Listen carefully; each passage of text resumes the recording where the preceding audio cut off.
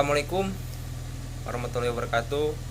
Perkenalkan, nama saya Iwan Sarwanto dengan NIM 1814201028. Jadi di video ini saya diberikan tugas proyek UTS untuk memenuhi mata kuliah keperawatan kritis, dan materi yang saya akan bawa yaitu materi trauma kepala.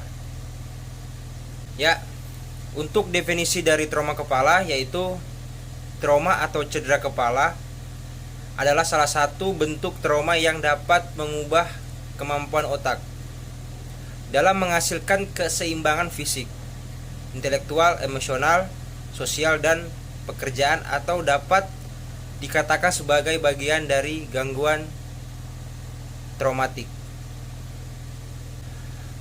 Untuk patofisiologi dari trauma kepala yaitu dari suatu trauma kepala, cedera percepatan atau akselerasi terjadi jika benda yang sedang bergerak membentur kepala yang diam seperti trauma akibat pukulan benda tumpul atau karena kena lemparan benda tumpul. Cedera perlambatan atau deserasi adalah bila kepala membentur objek yang secara relatif tidak bergerak, seperti badan mobil atau tanah. Kedua kekuatan ini mungkin terjadi secara bersamaan bila terdapat gerakan kepala tiba-tiba. Ya, untuk klasifikasi dari trauma kepala berdasarkan dari nilai Glasgow Coma Scale atau GCS. Yang pertama, minor GCS 13-15, dapat terjadi kehilangan kesadaran atau amnesia tetapi kurang dari 30 menit. Baru sedang GCS 9-12, kehilangan kesadaran dan atau amnesia lebih dari 30 menit tapi kurang dari 24 jam. Dan berat GCS 3-8, kehilangan kesadaran dan atau terjadi amnesia lebih dari 24 jam. Juga meliputi cerebral lacerasi atau hematoma intrakranial.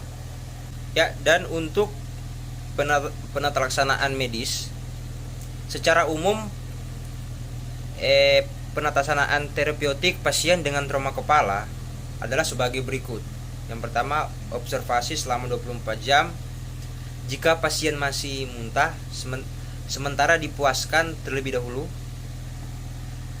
Terus berikan terapi intervensi bila ada indikasi. Pasien diistirahatkan atau tiara baring. Pemberian obat-obatan untuk vaskulisasi dan pembedahan bila ada indikasi. Dan untuk pemeriksaan penunjang, yang pertama yaitu spinal X-ray, membantu menentukan lokasi terjadinya trauma dan efek yang terjadi, atau perdarahan atau ruptur atau fraktur. Baru CT scan memperlihatkan secara spesifik letak odema, posisi hematoma, adanya jaringan otak yang infrak atau iskemia, serta posisinya secara pasti. Yang ketiga, miliogram dilakukan untuk menunjukkan vertebrae dan adanya hubungan dari spinal jika dicurigai. Baru toraks X-ray untuk mengidentifikasi keadaan pulmo, dan analisa gas darah menunjukkan efektivitas dari penentuan gas dan usaha pernafasan.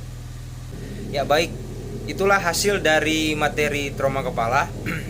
Jika ada salah, mohon dimaafkan. Dan untuk teman-teman yang ingin melanjutkan studi, silakan bergabung di kampus kami di Universitas Pembangunan Indonesia yang bertempat di Bahu. Salam sehat.